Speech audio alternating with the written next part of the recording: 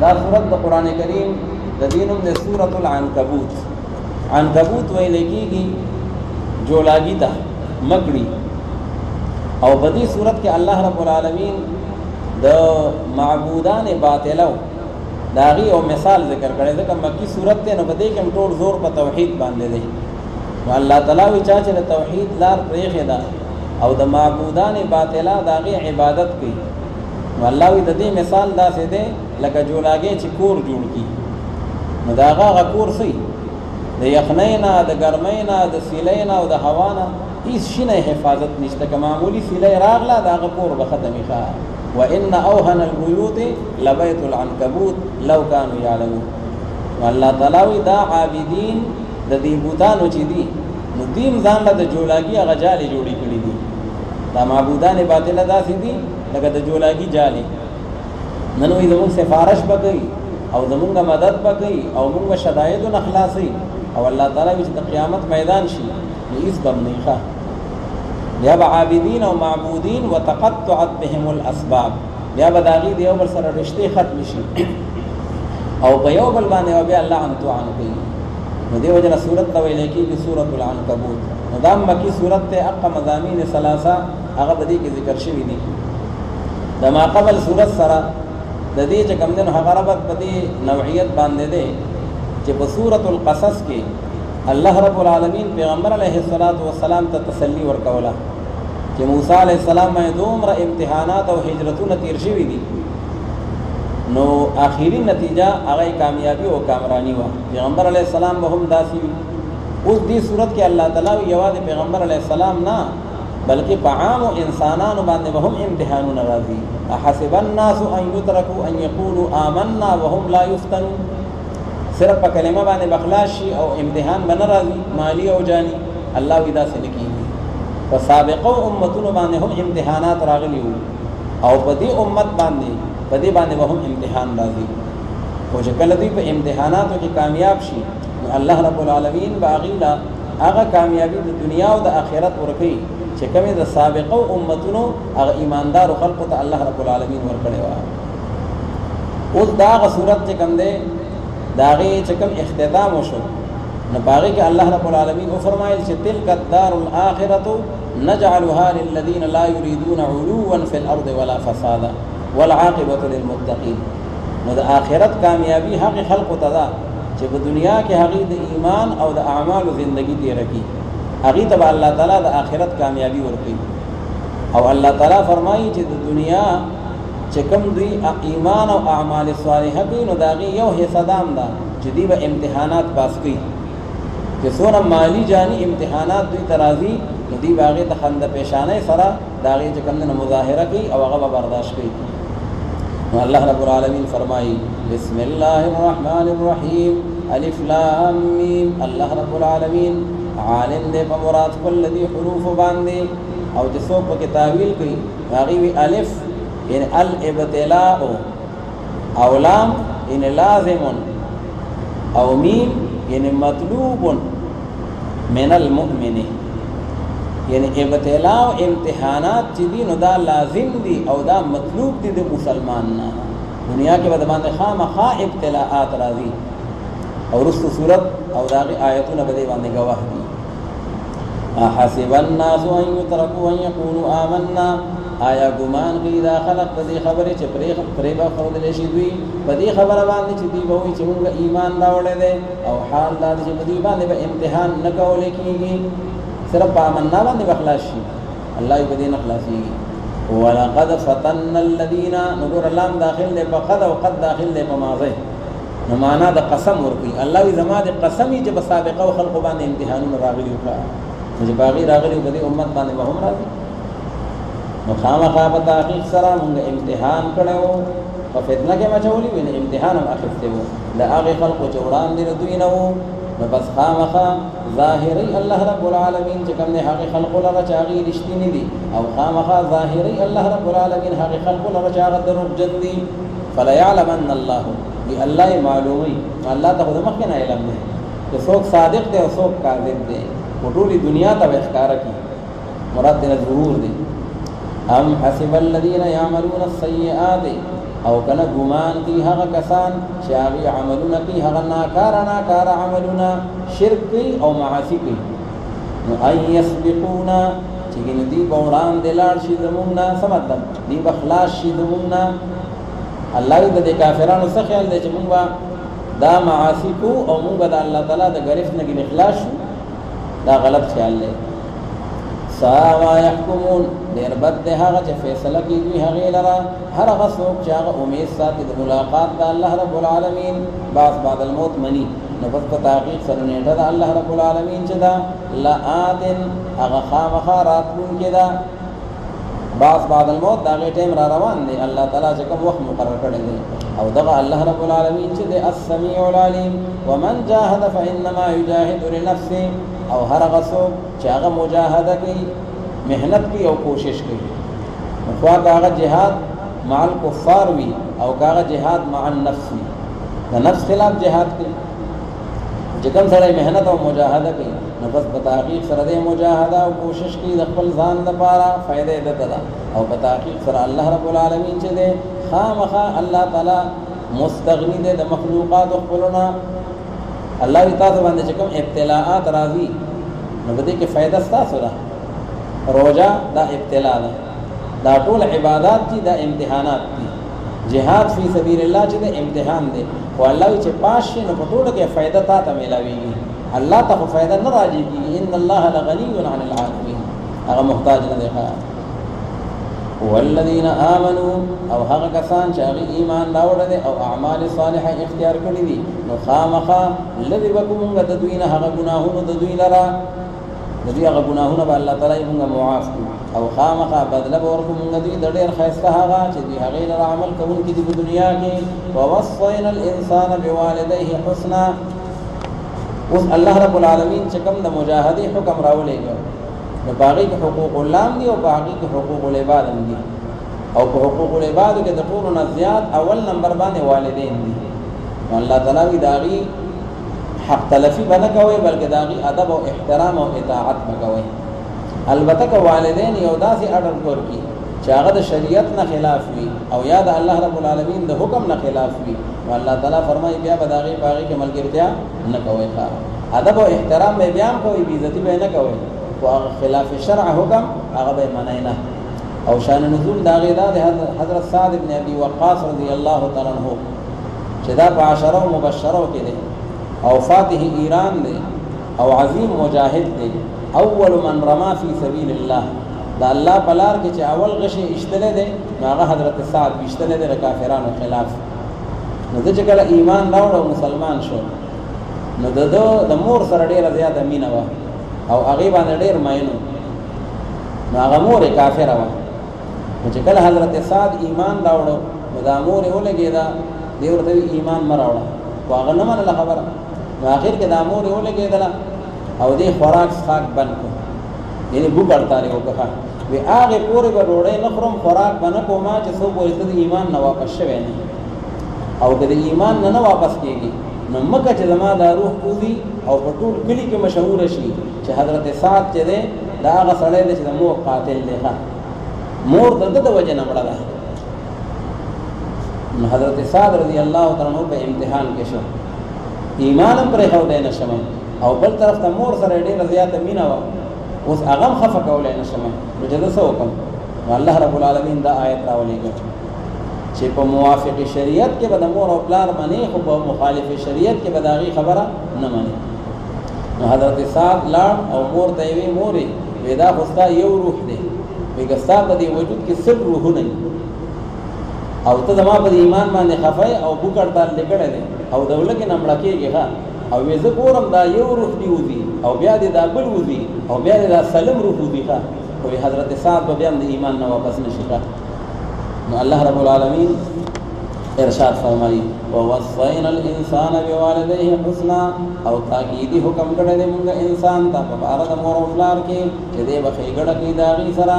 وان جاهداك لتشرك بي او کچره مهنت کوي د مور او پلار پتا باندې ډېر بار چې تو شریک وګرځي د ما سره هغه معبودان چې نشته سره پاره پاغي باندې علم او پویا نفلا تطعهما نبیا تابعداري مکو د والدینو لپاره خاص په طرف زما باندې واپس تاسو ټول دا خبر در کوم تاسو په هغه عمل باندې چې کوم کې تاسو هغه لرا والذین آمنوا وعملوا الصالحات او هغه کسان چې ایمان راوړل دي او اعمال صالحه اختیار کړي دي خامخا داخلو کوم غاغي لرا هغه ډلې د نیکو کارو خلقو کې ومن الناس من يقول آمنا بالله. اوس الله رب العالمین شکایت کوي چې بعض کسان په ایمان کې مضبوط نه دي حالانکه راسخ فی ایمان دا کېدل دا شرط دي. دغه جمع کوم دا ذکر وشو چې امتحانات برازي والله بعض خلک ایمان راوړي او چې د ایمان د وجه نه پاغه باندې امتحان راشي او پاغه باندې آزمائش راشي نو بیا دې پاغه کې جزع فزع کوي یا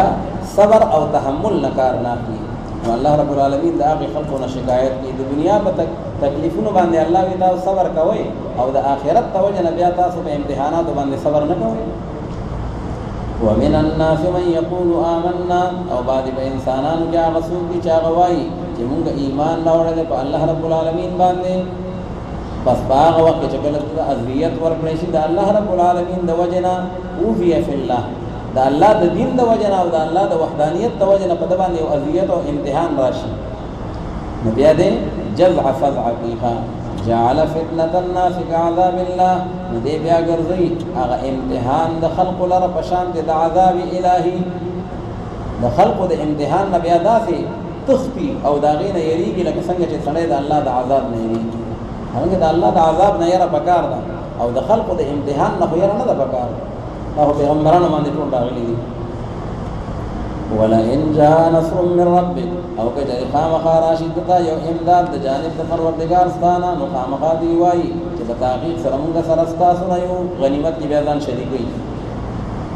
اولئک الله باعلم آیا ولنه الله رب العالمین په جنن کې باغسیز باندې چې هغه پسینو د مخلوقات کې دي ولا يعلمن الله الذين امنوا او خامخا ظاهری الله رب العالمین هغه ایماندارو مسلمانانو لرا او خامخا ظاهری الله رب العالمین منافقانو لرا دا امتحان چې راشي دغه وخت پته ولګي چې کوم مخلص دی او کوم منافق دی. وقال الذين كفروا دا بل شکایت دی الله رب العالمین د بعض کفارونو دا ذکر کوي چې سني مسلمانانو سني خلقو به ایمان راوړو دا غي چې کوم قریب رشتہ داران نو کافران هغه ورته ایمان مراوړي هغه ورته موږ د خدای نه یریږو هغه ورته مړه مې یریږي ها وستاد هغه ګناه زموږ په سر شو مګر نن ډیر خلک یو بل تداسي ویل که هغه ګناه یغه ما پسې شو. نو الله رب العالمین فرمایي چې دې دا ګناه په باندې نشي اخیسته دا دروغ وي هو دا ټیک ده چې چونکې د یو طرف ته خپلم کفر کړي دي او بل طرف ته د کفر پرچارم کوي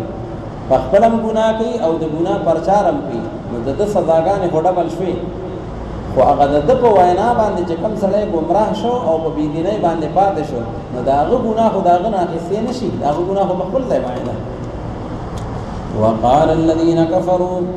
او ویل به هغه کسانو چې کافران دي ایماندارو مسلمانانو ته سبب اتبعوا سبیلنا وی تاسو تابعداریو کې د لارې زمونږه کفر او شرک کوي او یریږئ ما ولنحمل خطاياكم خامخا من ببار کو هغه ګناهونه تاسو لرا تاسو ګناهونه هغه په موږ پسې شو.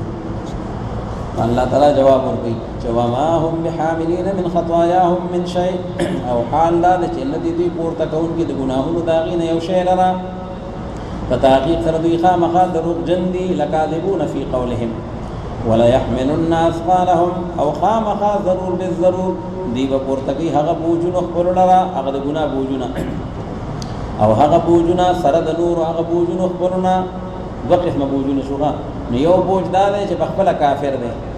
او بل بوج دا دی چې بل ته د کفر تبلیغ وکړي یا یو بوج دا دی چې خپل ګناه کوي او بل بوج دا دی چې بل ته د ګناه دعوت ورکړه نو ډبل ګناهونه شو. او خامخا ضرور به ضرور د دینه په سوال کولای کیږي په ورځ د قیامت باندې په بار د هغه چیز کې کانو یفترون چې دی به ځان نه جوړو په الله رب العالمین باندې. ولقد ارسلنا نوحا الى قومه تاسو الله رب العالمین هغه دلایل نقلیه هغه دې لپاره ذکر کړي. سورۃ اول کې بیان شو چې امتحانات په خامخا راځي. الله وی ګور نوح علیہ السلام یې څونه امتحانونه راغلي دي هغه دعوت او تبلیغ کوي او قوم داغه تضحیک او هغه پر استهزاء کوي. بیا ابراهیم علیه السلام څومره هجرتونه او څومره مقابله د وخت چې کم دی د کافرانو جابرانو سره کړی دي. حضرت لوط علیه السلام هغه باندې څونه امتحانات راغلي دي، خو الله تعالی فرمایي هغه د الله تعالی د دین هغه مشن هغه مخوړان دی باندې بوتلې دی. نو عام مسلمانانو ته الله تعالی وایي چې تاسو د پیغمبرانو په لار باندې روان شئ او خند پیشانه سره په دې ټول امتحاناتو ته غاړه کړئ او د الله دین باندې پرې دی. نو خامخا په تحقیق سره را لېږلی موږ حضرت نوح علیه السلام په طرف د خپل قوم باندې. نو پس درنګ تېر کړ حضرت نوح علیه السلام په دې خپل قوم کې 10 کلونه الا 50 عاما، لیکن 50 کاله. نو 50 نه منفي شو، 950 سال پاتې شو. نو 9.5 کاله تبلیغ کړی او نوح علیه السلام چې پیغمبري ته میلاوي ده نو د 40 سالو. او بیا چې کله طوفان راغی قوم تباه شو نو دا غې نه پس نوح علیه السلام 80 کاله بیا ژوندی وخه. نو ټول عمر هغه شو 1050 سال. فاخذهم الطوفان وهم ظالمون. نو پس راګیر کړل او راونی ولدوی لر هغه طوفان او حال دا چې دوی ظلم کوونکو په خپل ځانونو باندې. پس نجات ورکوم حضرت نوح علیه السلام ته او هغه د کشته هغه ملګرو ته. الله تعالی وی چې څنګه د نوح علیه السلام کشته پاغي کې هغه ته نجات میلاو شي وو، نو د قرنګ د توحید کشته ته هم راوخیږي چې څنګه د نوح علیه السلام کشته د نجات و، نو دا د توحید کشته دا د نجات کشته ده. او شرک او دارنګ کفر والا او معاصی والا خلق چې دي الله تعالی وی دا وډوبېږي. نو د دې نجات کشته ته د توحید هغه لار خپل کوي. لکه نوح علیه السلام چې کوم دعوت او تبلیغ کو نجات ورکوم نوح علیه السلام ته او هغه د کشته هغه ملګرو ته او وګرځول موږ دغه کشته آیه للعالمین، یو نخج کم دی د عبرت او د نصیحت د بار د مخلوقات. او ابراهیم اذ قال لقومه، یعنی واذكر ابراهیم، او یاد کړه حضرت ابراهیم علیه السلام لره په هغه وخت چې کله دوی فرمایل خپل قوم ته چې تاسو عبادت کوئ د یو الله او ویریږئ تاسو د الله رب العالمین نه. ذالکم وی دغه حکم یعنی ذالکم یعنی دغه توحید چې دی د الله تعالی د وحدانیت، نو دا ډیر بهترین د تاسو لپاره چې تاسو چې کوم عالمان یې په دې باندې دا توحید کشته دا ټول کشتو نه غوړه ده. انما تعبدون من دون الله، فتحقیق سره خبره دا ده برنه چې تاسو بندگی او عبادت کوئ ما سوا د الله رب العالمین نه دا غبوتانو. وتخلقون افکا، او تاسو جوړوي د ځان نه دروغ لره. دغه دا خو معبودان نه دي حقیقتا، اسیم جوړ کړی دي. په تحقیق سره هغه کسان چې تاسو عبادت کوئ ما سوا د الله رب العالمین نه، نه دي مالکان هغه تاسو لپاره د روزي. پس تاسو اولټوي په نزد الله رب العالمین باندې روزي لره. که تاسو خپل ضرورت پورا کول غواړئ نو الله پورا کوي. ان الله هو الرزاق ذو القوة المتين. بوتانو ته نسبت مکوئ او تاسو عبادت کوئ د یو الله او شکر ادا کوئ تاسو د الله رب العالمین لپاره او خاص په طرف دا باندې تاسو ټول واپسی کوئ. وان تکذبوا، او کچره تاسو دروغجن غنئ مالرا. وان تکذبوا یعنی وان تکذبونی، ابراهیم علیه السلام ورته وی چې تاسو ماته دروغجن وایي نو دا سنوي خبره نه ده. په خوانو قومونو هم پیغمبرانو ته دروغ نسبت کړي او انجام یې سو. پس په تحقیق سره دروغجن ګڼل او هغه امتونو وړاندې ستاسو نه هغه هلاک شو. وما على الرسول الا البلاغ المبين، او نه ده لازم پر رسول د الله تعالی په پیغمبر باندې لیکن هغه تبلیغ واضحه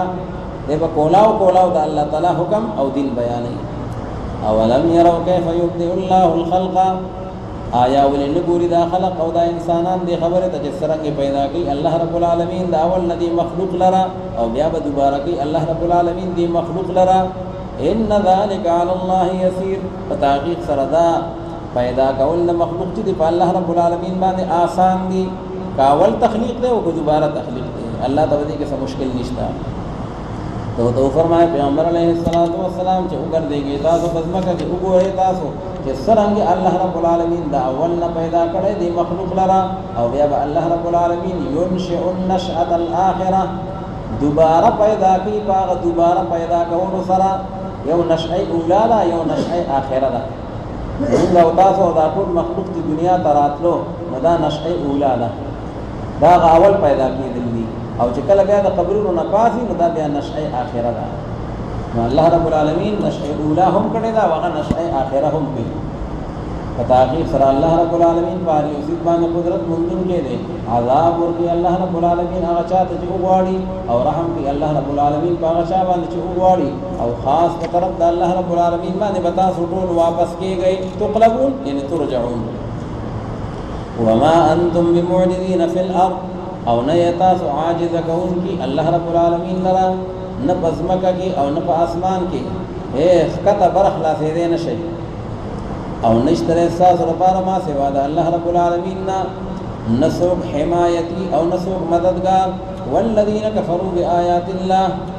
او هغه کسان چې هغې کفر وکړي په آیتونو د الله رب العالمین باندې او په ملاقات د هغه باندې ولقائه یعنې بالبعث بعد الموت هغه نه مني. دغه کسان چې دوی نا امید دي د هغه رحمت زمانه من رحمتي یعنې من جنتي لکه چې جنت ځای د رحمت دی او دغه کسان چې دوی لپاره عذاب دردناک دی. فما كان جواب قومه ابراهیم علیه السلام خپل قوم سره دا مکالمه او دا دلایل ورته بیان کړ لیکن قوم څه وایي هغې خبره نه مني نه دلیل مني او نه چې کوم دی راه حق ته راځي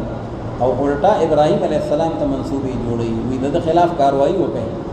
نو پس نو هغه جواب د قوم د ابراهیم علیه السلام لیکن دا چې دوی به ویل چې قتل کوي تاسو ابراهیم علیه السلام لره او یا اوسې ځئ تاسو د لره وایي زمونږ زړونه یې سېځلي دي ښه بوتان یې را ټول کڼ کپر کړي دي نو زمونږ زړونه یې سېځلي دي نو بس دی هم اوسېږئ. نو پس نجات ورکړه ته الله رب العالمین د هغه اور د هغې نه او په تحقیق سره ان فی ذلک الانجا د الله چې کوم نجات هغه له ورکړه نو په دې کې هغه نښې د قدرت د الله رب العالمین دي دپاره د هغې قوم چې ایمان راوړي په هغې باندې. وقال انما اتخذتم من دون الله او فرمایل حضرت ابراهیم علیه السلام چې په تحقیق سره هغه شی چې تاسو نیولې دی ما سوا د الله رب العالمین نه هغه بوتانو لره مودت بینکم فی الحیات الدنیا د پاره د مینې محبت کولو په آپس تاسو کې په دې ژوند د دنیا باندې. نن خو ستاسو د دې بوتانو سره ډېره مینه ده غوړ زیړ هغه وله راوړئ شیرینۍ وله راوړئ او ډېر ښکلي سنبال کړي دي ښه خو چې کله د قیامت ورځ شي نو بیا به عابدان او معبودان بیا به یو بل ته ګریوان ته لاس اچوئ. ثم یوم القیامة یکفر بعضکم ببعض او بیا په ورځ د قیامت باندې انکار وکړي بعض ستاسو د هغه نورو بعضونه د هغه معبودان دي ښه معبودان به د عابدانو نه انکار وکړي ما کانوا ایانا یعبدون دوی زمونږ عبادت نه کوو. ویلعن بعضکم بعضا او لعنت بلیږي هغه بعض ستاسو په نورو بعضو باندې د هغه عابدان دي عابدان به خدای تاسو تباه او برباد کړي تاسو مونږ هم ګمراه کړي وو او په خپل هم ګمراه وئ او الله تعالی ته خدای پاک دوی نه ډبل سزا ورکړي. ومأواکم النار او ټکاونه ستاسو چې دی نو هغه اور د جهنم دی او نشته دی ستاسو لپاره څوک مددګار. فآمن له لوط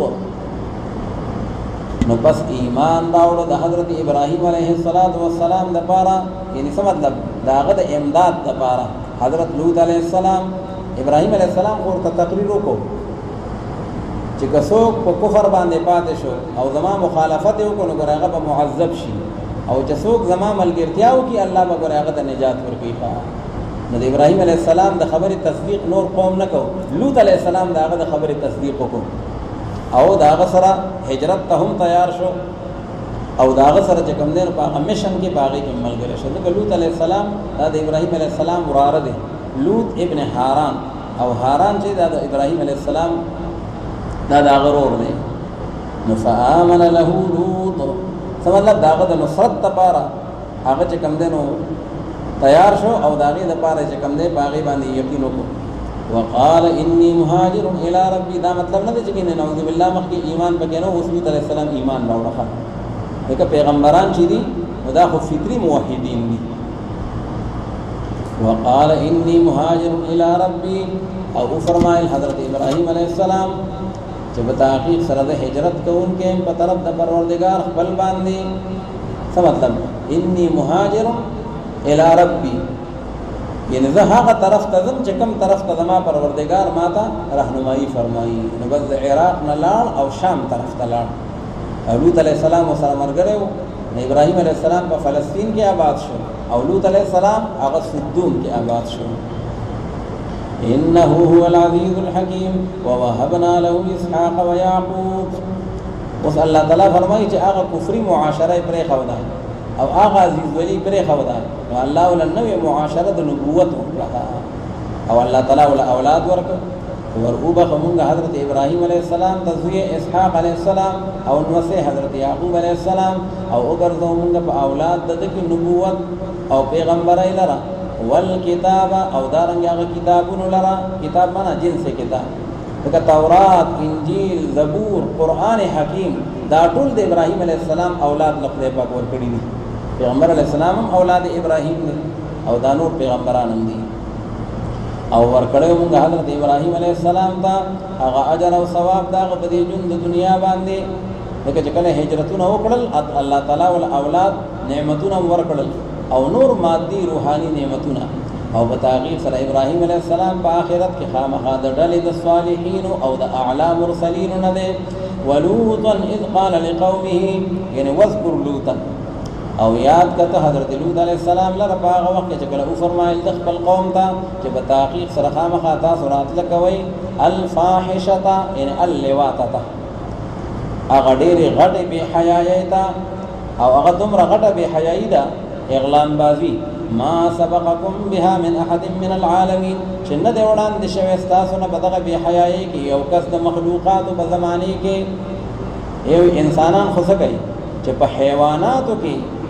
مذکر د مذکر سره مخ تورول دا په حیواناتو کې مچانو کړي ښه انسانان خو پرېږده خدا د لوط علیہ السلام قوم دا د عمل موجد دی ها د دې ایجاد هغه کړی دی او دا دغه بانیان مبانیان دي نو دا حرکات هغه خلقو ته خود دي. لوط علیہ السلام ورته وی دا کار مکوئ انکم لتاتون الرجال وتقطعون السبیل آیا په تحقیق سره تاسو راتل کوئ سړو ته الله تعالی خو د انسان د پاره د واده لار را وښکلې ده او تاسو چې کوم د سړو سره خپل خواهش پوره کوئ. وتقطعون السبیل لفظي معنی دا ده چې تاسو کټ کوئ لارې لاره یا خو معنا دا د لارې شو کوئ په لار کې بناستو چې میلمانه به راتلل نو چې سبا وسره لار جیب کې پیسې دي موبایل دی ګړۍ د هر څه به واخیستل او یا سن حضرات وی تقطعون السبیل تاسو لارې شو کوئ دی په لار کې ناستو کاڼي به وسره نو چې څوک میلمانه به په لار اتلل نو بس کاڼي به اشتل دوی شروع کړل چې د چا په کاڼي باندې به هغه میلمه ولګېدو نو بس د به پیدا زما نو بس بیا به رانیسو او داغه بیزتی به کوله او داغه سره به غلط حرکات کوله داغه قطع السبیل له. وتقطعون السبیل وتأتون فی نادیکم المنکر او تاسو رات لکوي باغه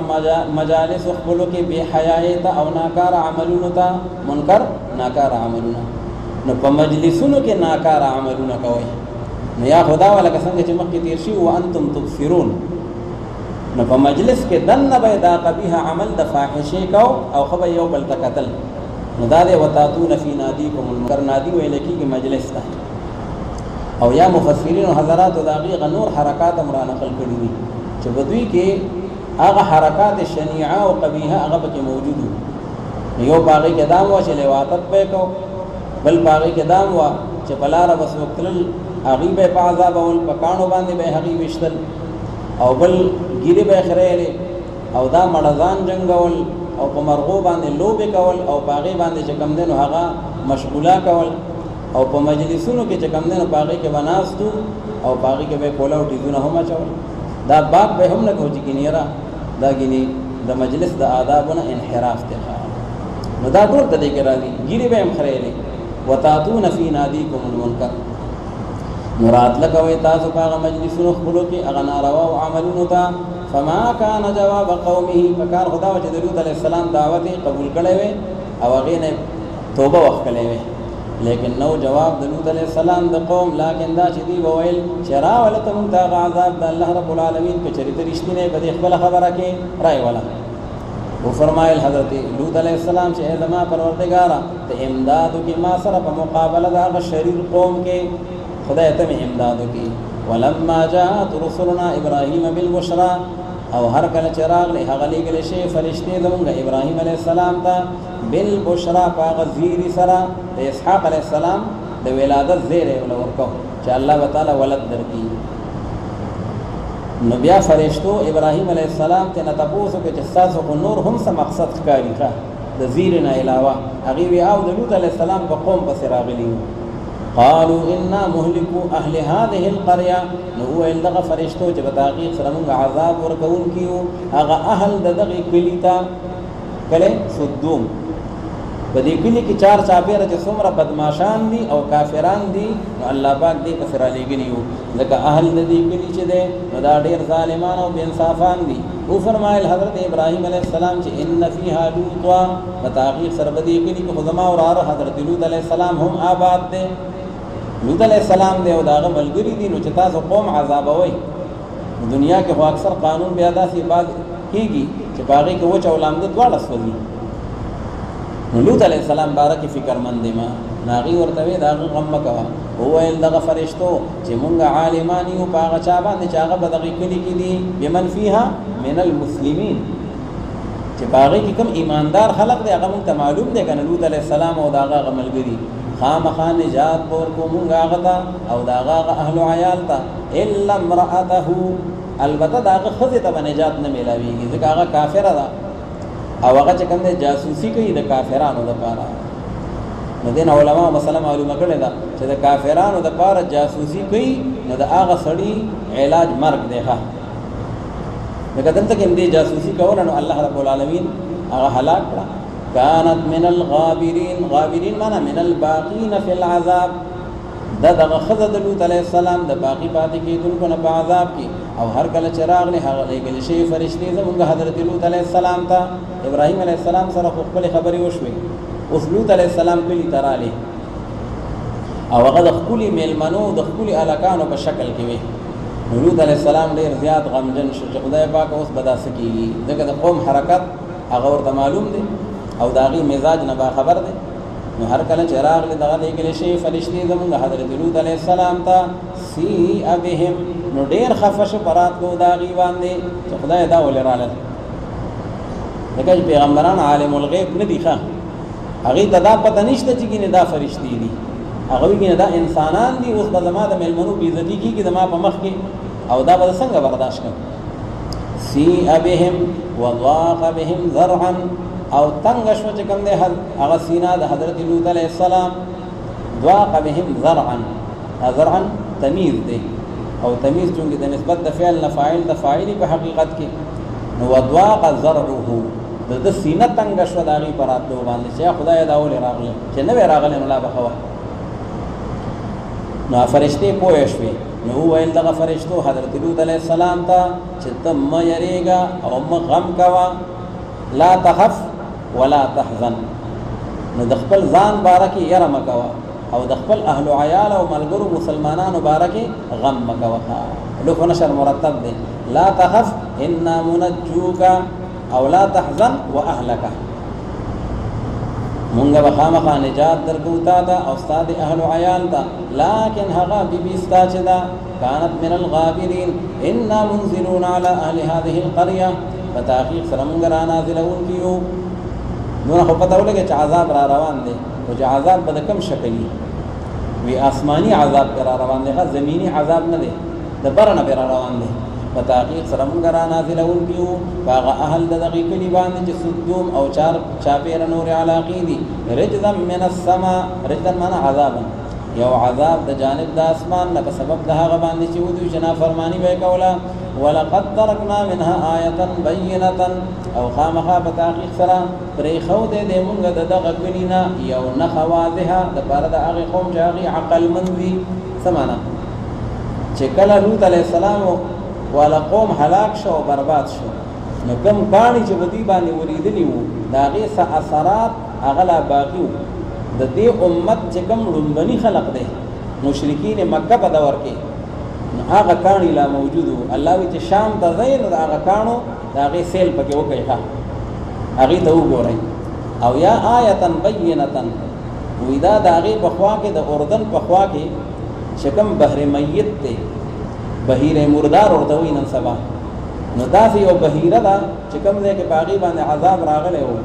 نو هغه دومره خرابې بدبودارې اوبه دي تکې تورې چې په هغې کې میان چندخان هغه هم پکې زندګي ختموي ښه چې څه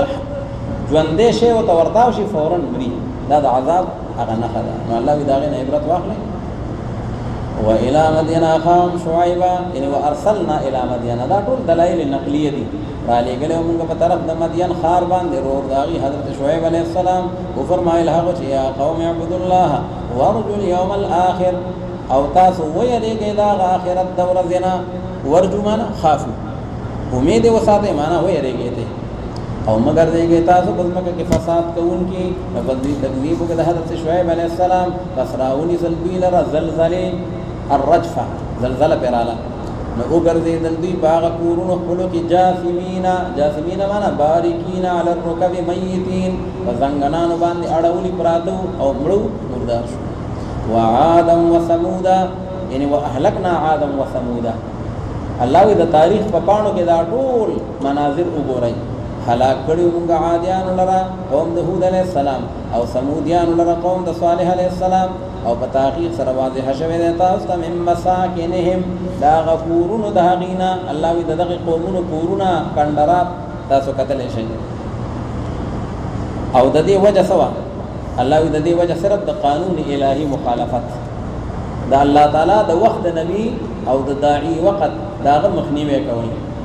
وزين لهم الشيطان اعمالهم او خیسته کړي دوی د شیطان هغه اعمال سیئه او د دوی لره نو پس رامنې کړي شیطان دوی لره د هغه لارې حق نه وکانو مستبصرین او دوی خو خياران الله وی دا څنګه چې کې به سمج خلقو خو سمجدار خو خياران د دنیا په حواله سره څنګه وکیلانو کا چې سره خبره نشوي کوي وکانو مستبصرین دی خو خياران خو چې کوم دې سمجدار خلقو الله له خپل عقلونه ورګړي او بس د پیغمبر خبره رد کړه وقارون وفرعون وهامان او الله تعالی نور د تاریخ باندې په شابانه واړوي واهلكنا قارون او هلاک کړه د موږ قارون لره او فرعون لره او هامان لره او خامخ په تحقیق سره راغلي د حضرت موسی علیه السلام بالبينات ان بالمعجزات الواضحات نو پس دی تکبر کړه او پس مکه کې پناه قصره وما كانوا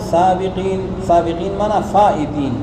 او نو دوی وړاندې کیدونکي د عذاب زمونږ چې ګنې زما د عذاب نه خلاص شي الله تعالی خلاصه دا د معذبین خلقو چې فکلن اخذنا بذنبه پس هر یو د دوی نه دا څونه کافران چې دیر شوي دي دا غټایټ او دا متکبرین نورانی ولې هر یو مونږ په خپل جرم باندې د چا یو جرم د چا بل جرم او کفر په ټولو کې شریک وخه چاله وادت کو چا ناب تول کې کمې کو او چا چې کم دینو شوکی کولې او چا بډاګي کولې او کفر په ټولو کې مشترکو نو فکلن اخذنا بذنبه فمنهم من ارسلنا عليه حاسبا پس بعد دوی کې هغه څوک بدغه قومونو کې چراله غلو موږ باغی باندې هغه سخت سیلې لرا حاسبا هغه سیلې حسبا ویلې کې کان ہوتا حسبا نو داسې سینې و چې کانی به راورېدل ښه دا د لوط علیه السلام قوم او بعد په دوی کې هغه څوک چې راونیسل هغې لره هغه چغې د جبریل علیه السلام لکه د صالح علیه السلام قوم شو ځکه کومه اوښه چې الله رب العالمین را لېږلې وه وې دې ته غږ مه کوئ نو دوی پرې رانورې کړئ هغه اوښې ډېرې چغې ووالې ښه خو دوی په هغه چغو باندې څه رحم ونه کړو او هغه یې قتل کړه نو جبریل علیه السلام پې باندې هم چغه ووهله جزاء من جنس العمل وی ومنهم من خسفنا به الارض او بعد بدوی کې هغه څوک چې مونږ دنه کړل هغه لره پس مکه باندې یک قارون دا ټول خزانه پس مکه کې خوي الله تعالی به باندې هغه مکه هغه دې ورای کاږي ومنهم من اغرقنا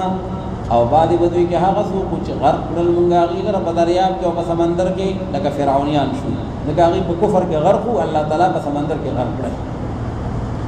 په دې ټولو کې قانون دا دی چې وما كان الله ليظلمهم ولكن كانوا انفسهم يظلمون مثل الذين اتخذوا من دون الله او د دې ټولو قومونو سره د پیغمبرانو مقابله د پولی د پټی نه وخه د کرسي او د اقتدار جنگ نو او دا د عزت او د خپل چې کده مشرۍ جنگ نو او نه د مال او د دولت جنگو دا د ایمان او دا د عقیده جنگو نو الله تعالی عقیده توحید پکار دا چې دا خپل کړی وي نو چې چا د شرک عقیده خپل کړه نو الله تعالی وی د هغه مشرکین مثال داسې دی چې معبودان باطله ځان لنیولې دي لکه د جولاګي کورونه ځان له جوړ کړی دي او چې څنګه معمولی هوا او سیله راشي د جولاګي کور ختم الله تعالی وی چې د قیامت هوا او چلے دا نو بیا وا د دین خپل معبودان روکی او بیا و دا غینه منکر وی ويلعن بعضكم بعضا بیا په یو بل باندې لعنتونه لګي مثل الذين اتخذوا من دون الله اولیاء مثال د هغه خلکو چې هغه جوړ کړی دي ما سوا د الله رب العالمین نه هغه نور دوستان لرا معبودان باطلا فشان د مثال د هغه جوړاګي دي اتخذت بیتا چې هغه جوړ کی ځان له یو کور لرا او په تحقیق سره وان اوهن البيوت اوهن من اضعف البيوت او په تحقیق سره ډیر ضعیف او ډیر بیکار په کورونو کې خامخا کور د جوړاګي دي کاش کچری دوی عالمان وي په دې خبره باندې ان الله يعلم فتاقي سر الله رب العالمین چې دې پیجنې هغه څو چې دوی بني ما سوا د الله رب العالمین نه یو شی لرا او الله رب العالمین غالب دی او د حکمت خاوند دی وتلك الامثال نضربها للناس وصلی الله تعالی دا مثالونه چې قران پاک کې راځي لکه دې کې د جولاګي مثال ذکر کړو کله الله تعالی د مچ مثال راوړی دی کله الله تعالی د ماشي مثال راوړی دی بعض کفار او مشرکین او بیا بدی پورې هم خندا کوله نعوذ بالله دا د خدای کتاب نه دی وګدا د خدای کتاب وینو د دې خصیص او اشیاء او تذکرہ او بدی کې نه وخا الله تعالی دا مثالونه خدای لپاره راوړم چې خلق دا غینه عبرت حاصل کی او دا خصیص اشیاء دي او چې دا د چا لپاره مثال دی معبودان باطله هغه خصیص دي کنه هغه بیکار دي او هغه ضعیف دي نو ځکه الله تعالی ضعیف مثالونه راوړي وتلك الامثال نضربها للناس او دغه مثالونه چې کوم بیانېږي نو دا موږ بیانو د پاره د خلقو او نه پوهېږي په دې باندې لیکن هغه کسان چې هغه علم لرونکي دي خلق الله السماوات والارض بالحق پیدا کړی دی الله رب العالمین اسمانونو او ځمکې رب حق سره او په تحقیق سره په دې کې خامخا نښه د عبرت د الله رب العالمین ده د پاره د ایماندارو خلقو نښه د عبرت دار چا د پاره ده او فائدہ د نصر المؤمنین حاصلې لکه هدى للمتقین چې څنګه راغلی و اتل ما اوحي اليك من الكتاب واقم الصلاه پیغمبر علیه السلام ته الله تعالی وی تخبر ډیوټي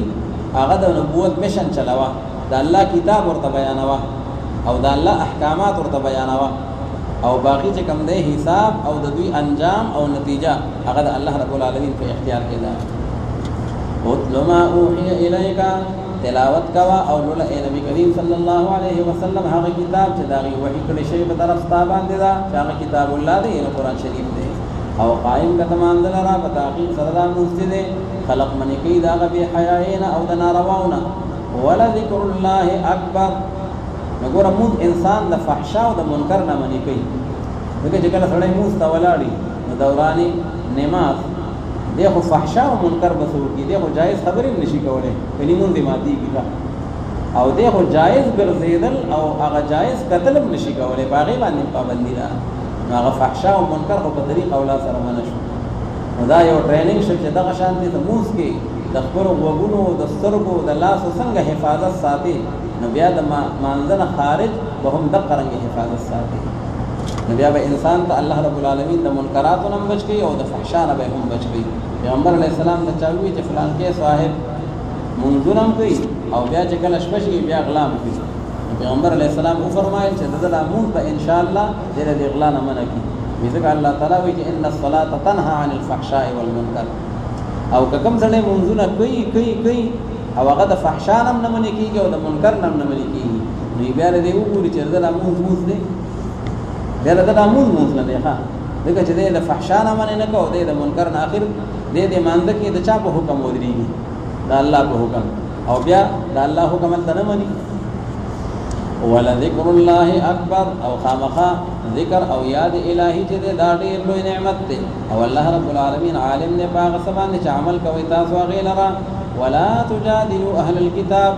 او تاسو مناظره او مباحثه مکوي د اهل کتاب سره چې هغه وي زمونږ دا دین حق دی کله وي زمونږ قبله حق ده او کله وي زمونږ پیغمبر چې کوم دی نو هغه افضل دی الله تعالی فرمای اصل خبره بس هغه عملی زندگی ده ایمان او عمل صالح او ډیر په مناظره او مباحثو باندې هم مسلې حل کیږي نه هغې سره مجادله او مباحثه مه کوئ. که کوئ الا بالتي هي احسن، لیکن په هغه طریقه سره، یعنی الا بالخصلة التي چې هغه ډېره ښایسته او ډېره ښکلې طریقه ده. لیکن هغه کسان چې ظالمان دي په دوی کې یعنی اذیت رسوي پیغمبر علیه السلام ته او مسلمانانو ته، نو بیا به خامخا د هغې سره مجادله کېږي. بیا که الله رب العالمین د جهاد حکم وکړو لکه بنو قریظه سره، بیا سره جهاد هم شوی او تاسو وایئ چې موږ ایمان راوړی دی په هغه کتاب باندې چې کوم نازل کړی شوی دی موږ ته، او په هغه کتاب چې نازل کړی شوی دی تاسو ته، او معبود زمونږ او معبود تاسو چې دی هغه یو الله دی، او موږ خاص د الله رب العالمین لپاره تابعداري کوونکي یو. وکذلک انزلنا الیک الکتاب، او هم دقه رنګ را نازل کړی دی موږ په طرف ستا باندې ای پیغمبر علیه السلام کتاب الله لره چې قرآن شریف دی. نو بس هغه کسان چې ورکړی دی موږ هغې ته کتاب لره، کتاب نه مراد تورات یا انجیل چې سابقه کتابونو علم ورسره دی، نو یؤمنون به اغی ایمان راوړي په دې کتاب باندې چې قرآن شریف دی. ومن هؤلاء اشاره د اهل مکه وته، ومن هؤلاء او دغه خلقنا چې کوم اهل مکه دي، نو څوک هغه څوک دي چې ایمان راوړي په دې باندې. نو په اهل کتابو کې چا ایمان قبول کړی دی، په اهل مکه کې چا ایمان قبول کړی دی، او چې چا نه دی قبول کړی نو دا انکار چې کوي نو دا کافران دي. وما يجحد بآياتنا، او انکار نه کوي د آیتونو زمونږ نه، لیکن هغه خلق چې هغه کافران دي. وما كنت تتلو من قبله من کتاب، دا د پیغمبر علیه السلام یو معجزه ده دا کتاب الله. الله وی ګوره تعالی لیکل لوستل نه درتلخه،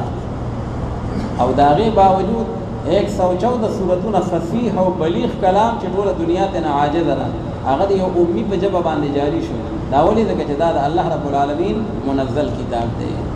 نو پیغمبر علیه السلام لیکل لوستل دا پیغمبر علیه السلام نه کول ځکه چې هغه امي و. البته په یو خاصه واقعه کې چې هغه د صلح حدیبیه واقعه وه، او پیغمبر علیه السلام حضرت علی صاحب ته وی چې مشرکین مکه معترض دي، هغې وی داسې مه لیکه چې من محمد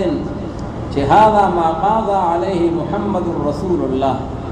وی داسې به نه لیکي بلکې داسې ولیکه چې هذا ما قاضى عليه محمد بن عبد الله. علي صاحب ته وی د خیر دی ورانې که رسول الله ټکې وران که چې په دې باندې معامله خرابېږي او روغ ورانېږي، نو دا ټکې خیر دی وران که. حضرت علي صاحب وی زما لاس خو دې نه ورځي چې زه رسول الله لفظ وران کړم. نو پیغمبر علیه السلام ورته وی کوم ځای هغه ټکې دی، نو هغه ټکې ورته وښودو. نو پیغمبر علیه السلام په خپل لاس مبارک باندې هغه ټکې دی نه وران کړو. خدا نه چې دې ته په عرف کې کاتب نه ویل کېږي، یو ټکی په ټوله زندګۍ کې ولیکي نو دا په عرف کې کاتب نه دی. وما كنت تتلو من قبله، او نوې ته پیغمبر علیه السلام چې تا لوستو وړاندې نه دی قرآن پاک نه بل یو کتاب لره، او نه تا خط کو په خپل ښي لاس باندې، ولا تخطه بیمینک، نه تا چېرته په ښي لاس باندې لیکل کړي دي. نو معلومه شوله چې سنت طریقه دا ده او د شریعت او د قرآن مطابق چې په ښي لاس باندې لیکل کړي، ګس لاس باندې لیکل دا غیر مناسب دي. ولا تخطه بیمینک اذا لارتاب المبطلون، په هغه وخت کې یعنې که تا لیکل لوستل کولی نو خامخا شک به کو هغه باطل پرستو خلقو، دی به بیا وایي چې مړه دی خواصم لیکل لوستل ورځي نو بس د ځان نه دا کتاب جوړ کړی دی. او چې کله امي دی لیکل لوستل نه ورځي انپړ دی، نو دا د دې خبرې واضحه دلیل دی چې دا کتاب من جانب الله دی. بل هو آیات بینات، بلکې دا قرآن پاک چې دا واضح آیتونه دي په سینو د هغې خلقو کې چې ورکړی شوی د هغې د علم او پویا، او انکار نه کوي د آیتونو زموږ نه، لیکن هغه خلق چې هغه ظالمان دي. وقالوا لولا انزل، او ویل به دې کافرانو مشرکانو چې ولې نه دی را نازل کړی شوی په پیغمبر علیه السلام باندې آیتونه د جانب د پروردګار د ده نه. نو آیتونه خو راغلي وو، داسې آیتونه او داسې معجزې غوښتې وي چې کومې مونږ غواړو، او یا که دا آیتونه د قرآن پاک یادوي نو مطلب یې دا و چې په یو ځل ټول ولې نه دی راغلی، دفعة واحدة. نو تو ته وفرمایه پیغمبر علیه السلام چې په تحقیق سره آیتونه دي چې دي په نزد الله رب العالمین دي، که د قرآن پاک آیت دی هم د هغې د انزال اختیار الله سره دی، او کنور معجزې دي هم د الله سره دي او په تحقیق سره خبره دا ده بلنه چې دغه يرون کې واضح ایما اولم يكفهم آیا ولې کافي کېږي د دې خلقو د پاره دا خبره چې په تحقیق سره موږ را نازل کړی دی پتا باندې دا کتاب چې لوستل کېږي په دوی باندې او په تحقیق سره په دې کتاب کې خامخا رحمت دی او نصيحت دی لپاره د هغه قوم چې ایمان لري په دې باندې قل کفا بالله بیني وبینکم شهیدا او فرمایا پیغمبر علیه السلام چې سورۃ مکی ده نو په دې کې ټول مباحثه او ټول چې کومه مقابله هغه دغه کفار او مشرکین سره ده په قران باندې کوم اعتراضونه دي کوم شبهات دي نو داغه جوابات دي او د رسالت متعلق چې داغه کوم اعتراضونه دي نو داغه جوابونه دي او دوی فرمایا پیغمبر علیه السلام چې کافی دی الله رب العالمین په من دما او په من ساسو کې گواه عالم دی الله رب العالمین په ټول هغه سيزونه باندې چې په اسمانونو کې دي او ټول هغه چې په ځمکه کې دي او هغه کسان چې ایمان راوړي په باطل باندې باطل نه مراد شیطان یا باطل نه مراد اصنام دی بوتان باندې ایمان راوړل دي او کفر کړه دې په الله رب العالمین باندې نو دغه کسان چې دي خاص دي تاوانيان دي ويستعجلونك بالعذاب دا بیا شکایت ده دغه دی بوي چې موږ په غلطه یو او ته په حق یې ځکه هغه عذاب دراوله په تلوار باندې غواړي دا مشرکان ستان هغه عذاب لرا او کچرنه وی هغه نیټه معلومه چې الله تعالی عذاب له یو ټیم مقرر کړی دی نو که هغه نیټه معلومه د عذاب نه وي خامخا راغلی به دوی ته عذاب او خامخا راځي به دا عذاب دوی ته اچانک او ناڅاپه او حال دا چې دي شعور نه لري باغې باندې یستعجلونک بالعذاب وان جهنم لمحیطه دی عذاب واړي الله تعالی عذاب په باندې راشي جهنم بدن شابه رہی بیا هم څو خلاصي ولا نه په تحقیق سره جهنم چې د خامخا راګیرونکې د کافرانو لرا په هغه ورځ باندې چې راګیر بګي دوی لرا عذاب د پورتنا او لاندې د خپو د دوی نه مطلب دا چې من جميع الجوانب یوازې سره خو نه دي د هر طرف نه چې کوم دې په دوی باندې عذاب راځي او وای ورته وای به الله رب العالمین دوی ته چې اوسه کوي تاسو عذاب د هغه عمل چې تاسو کوونکی وي هغه لرا یا عبادی الذين امنوا اوس الله رب العالمین فرمایي چې مشرکان او کافران دومره ناکار خلق دي او هر ځای د پیغمبر سره په مقابله کې دي او د مسلمانانو سره په جګړه کې دي نو الله تعالی مسلمانانو ته وی تاسو ورته خپل کله پرې نه ښه چې دوی خپل شرک نه پرې دي نو الله وی تاسو ته نه هجرت وکړي او دا مکه مکرمه او تپرې دی او تاسو ته مدینه طیبه ته او دارنګ دارالهجرت ته هغه ته نه راشه یا عبادی الذین آمنوا اذا ما هغه بندگانو چې تاسو ایمان راوړل دي په تحقیق سره مکه زما ډیره فراخه ده چې دغه د دین باندې پورا عمل نشي کولای نو بل علاقه او بل اسمه کې تدلار شي معنا هجرت وکړي د مشرکانو نه بس خاص زما عبادت کوي تاسو كل نفس ذائقه الموت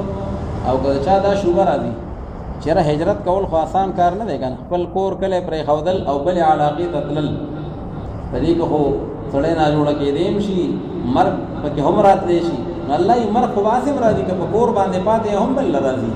دغه چې کل نفس ذائقه الموت نو په دې وجه باندې هجرت نه کول چې اته نه چل دلار کې مرګ راشي دا یا بل څه امتحان راشي دغه د ټول امتحانات او اخیری نتیجه سي عمر کې نو هر یو انسان چې دې سکون کې دا مرګ دی او بیا خاص په طرف زمون باندې بتا ټول واپس کېږي او هغه کسان چې ایمان راوړل او اعمال صالحه اختیار کړی دي نو خامخا ټکاونه ورکوم دوی ته په جنت کې غرفا تجري من تحتها الانهار هغه بالاخاني غرف دا جمع د غرفتون ده بر بالاخاني ته او بر کمرې ته ویلېږي چې وایي ولاندې دونه داغې نه نهرونه او دی به همیشه یې باغې کې او ډېر خدای هغه اجر او بدله دا عمل کوونکو دا هغه کسان چې دوی صبر کړی دی د الله رب العالمین په حکمونو باندې صبرو یعنی فی الهجرت او خپل پروردگار باندې باور او اعتماد کوي وکای من دابه لا تحمل رزقها کڅوګ داوی چې بل وطن ته هجرت کوم نو خرم بد کومه لکه پټه او کور کله خور صفاتې شو الله تعالی وی تاسو د ټولو دواب بوته وګورئ وما من دابه فی الارض الا على الله رزقها ټول حیوانات ته الله تعالی روزي ورکړي هغه روزي رسان او سن حیوانات پکې داسې دي چې هغه خپل رزق دا غیړو بندوبس هغه ځان لکې نه دا خو صرف یو څو کسان دی یو انسان دی ځان له خمبې ډکوي ښه یو میږی دی ځان له سوړي ډکوي او یو پکې منګک دی چې هغه هم ځان له ټولې سوړي ډکوي ښه که خوري که نه خوري شیطاني کوي خو بهرحال ډکوي ځان له باقي دا نور حیوانات ته ګورئ مرغۍ ځان له هېڅ شی نه جمع کوي ښه سهار وختي دا چې کوم دی تشې خېټې دا چې کوم دی والوځي او بیا چې کله جالې ته راځي مړې خېټې راځي دغه شان دا نور حیوانات هغې خو ځان له څه جمع نه کوي نو الله تعالی فرمایي چې رزق هغه د الله رب العالمین په لاس کې دی د هغه په اختیار کې دی دا یاره مه کوئ وکایم من دابة لا تحمل رزقها او ډېر د هغه زنده سرو او د هغه حیواناتو نه داسې دي چې هغه نه پورته کوي هغه روزۍ خپلې لره یعنې ځان له روزي نه سنبالوي ښه بس میلاویږي ورته جو خوري الله ولا نوې نوې رزق او نوې نوې خوراک ولا ورکوي الله رب العالمین روزي ورکوي هغې ته وإیاکم الله وي تاسو ته مې درکو او الله رب العالمین چې د السمیع العلیم ولئن سألتهم چونکې صورت مکی دی نو د الله تعالی د وحدانیت دلایل هغه پکې زیات که چېرې ته سوال وکړې ای پیغمبر علیه الصلاة والسلام د دوی نه چې چا پیدا کړی د اسمانونو او ځمکې لره او چا تابع کړی د نور او سپومۍ لره لیقولن الله نو خامخا دوی به ووایي چې الله یعنې خلقهن الله دا الله پیدا کړي دي لکه چې مقوله د قول چې دا جمله وي نو لیقولن الله خو مفرد دی نو لیقولن یعنې خلقهن الله یا الله خلقهن یا جمله اسمیه او یا جمله فعلیه نو الله رب العالمین دا ټول پیدا کړي دي نو بس کم طرف ته دوی اوړېږي د حق نه انا یوفکون عن التوحید بیا د الله وحدانیت ولې نه مني الله رب العالمین فراخ کوي روزي د هغه چا لپاره چې وغواړي په بندګانو خپلو کې او تنګوي الله تعالی د هغه چا لپاره چې وغواړي ان الله بكل شیء علیم ولئن سألتهم او که چېرې خامخا ته سوال وکړې د دې مشرکینو کافرینو نه چې چا را نازل کړی د اسمان نه اوبو د باران لره او بیا را ژوندی کړی په هغې سره د ځمکې لره من بعد موتها یعنې من بعد یبسها پس د وچېدو د هغې نه نو لیقولن الله خامخا دوی به وایي چې الله بیا به هم د الله رب العالمین د هغه چې کوم دی قایل وي چې احیاهن الله چې دغه ځمکې ټولې د الله رب العالمین ژوندی کړي دي قل الحمد لله او فرمایي پیغمبر علیه السلام چې ټول تعریفونه او حمدونه الله پاک لره دي بلکې اکثر د دوی نه پوهېږي په دې باندې وما هذه الحیات الدنیا الا لهو ولعب اوس دې خلقو چې دا کفر اختیار کړی دی معاصي اختیار کړي دي او د پیغمبر دعوت ټکراوي د دې بنیادي وجه سره الله وی دنیا او د هغې د دوه ورځو دا ناپایدار نعمتونه د دې دا غوړې زیړې په هغې باندې دومره دوکه شوي دي حالانکې الله تعالی فرمایي دا خو هسې لهو ولعب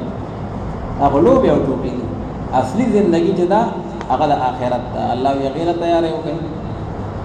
او نه دی دا ژوند د دنیا لیکن دا خو هغه ټوکې او لوبې دي ګوره د دنیا دا ژوند ګوره ښه یو دا که یو سړی په دنیا کې عبادت کوي علم و عمل کوي او نور د نیکۍ کارونه کوي دا خو دنیا نه ده دا خو آخرت دی نو هغه بیا لهو ولعب نه دي هغه بیا ډېر مقصدي کار دی او هغه بیا د خپل مقصد ته متوجه کېدل دي الا لهو ولعب وان الدار الاخره لهي الحيوان او په تحقیق سره کور د آخرت چې دی یعنې اخروي زندګي نو خامخا هغه حقیقي زندګي ده لهي الحيوان یعنې لهي الحیات الکامله دا هغه کامل حیات دی کاش کچری دوی عالمان میں بدی خبر باندې لو کانوا یعلمون ما فعلوا الشرك والكفر دی به شرک او کفر نه کړي نه به معاصی کړي دې پورا کوی نه دی فاذا ركبوا في الفلك او دغه مشرکینو طریقې کار دا دی هغه وخت چې کله دوی سوار شي په کشتو کې نو دی بلی الله رب العالمین لرا په دې حال کې چې دوی خالص کوونکی داغه لپاره تابعداري لرا یو الله ته आवाजونه کوي فلما نجاهم الى البر اظهر کله چې خلاصې ورکی الله رب العالمین دوی لرا ان نجاهم من الغرق واوصلهم الى البر د غرقېدو نه بچ کی او وچه ته ورسې ساحل ته نبي په دغه وخت کې الله تعالی يرشي اذا هم يشركون ليكفروا بما آتيناهم چې داغي انجام دا شي چې دوی ناشکریو کې پاغه نعمتونو باندې چې ورکړي مونږ دوی د دې او دې لپاره چې دوی فائدې حاصل کړي وليتمتعوا يعني في كفرهم ومعاصيهم فذر د شدید او پتاو لګي اولم يروا ان جعلنا حرما دا الله رب العالمین بیا د دې شکوا او شکایت کوي چې ګوره دا اهل مکه چار چاپیر قتل غارتګری خونریزي وا او مکه مکرمه کې و امن د بیت الله په برکت او د الله د حرم په وجه باندې الله وی چې ما د وجه نه تاسو دون امن میلاو شوه دی و امنهم اطعمهم من جوع و امنهم من خوف نو پکار دي چې بیا تاسو فليعبدوا رب هذا البيت د هغه بیت د پروردگار د هغه عبادت وکړي او د هغه وحدانیت اختیار کړي نو آیا نه ګوري دا مشرکین او کافرین دی خبره ده چې په تحقیق سره مونږ ګرځولې ده حرم شریف لره امن